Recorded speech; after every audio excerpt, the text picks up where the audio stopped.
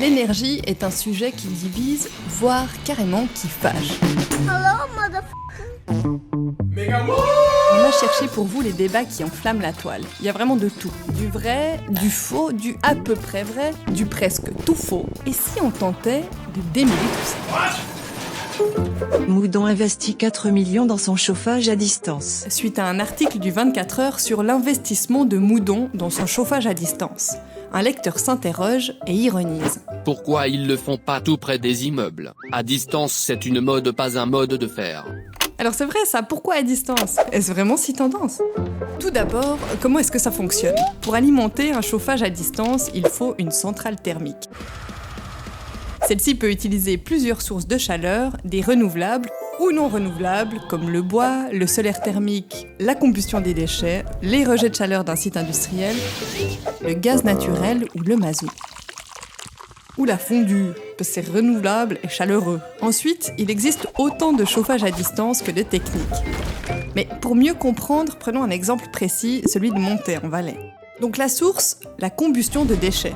La chaleur est ensuite distribuée grâce à de l'eau chaude qui circule à travers des conduites souterraines jusqu'aux habitations situées à plusieurs kilomètres dans les communes de Montet et Colombey-Murat. D'où le à distance. Et puis l'eau, plus froide qu'au départ parce qu'elle a cédé de sa chaleur, retourne au point de départ, la centrale thermique. Le but ?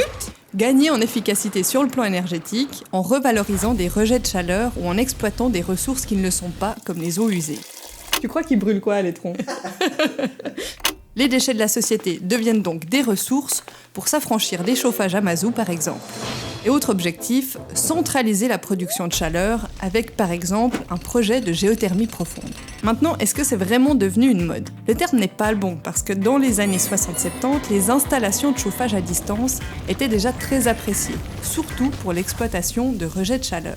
Aujourd'hui, c'est le côté renouvelable qui séduit, avec par exemple l'exploitation de centrales à bois, l'utilisation de l'eau des lacs ou des rivières, ou encore la géothermie. Même si, petite parenthèse, quand on dit renouvelable, parfois, dans les périodes de grand froid, ce n'est pas du 100% renouvelable, et le gaz naturel vient compléter la ressource de base. Jouer avec une part de renouvelable et une part de gaz naturel permet aussi d'optimiser les coûts dans certaines situations, et de rendre le système plus flexible. Et donc, de potentiellement inciter plus de gens à se raccorder au chauffage à distance. Je vous disais donc, ce n'est pas une mode, mais plutôt un outil pour tenter de réduire les émissions de CO2. Si nous reprenons les exigences des accords de Paris, l'objectif est une neutralité carbone d'ici à 2050.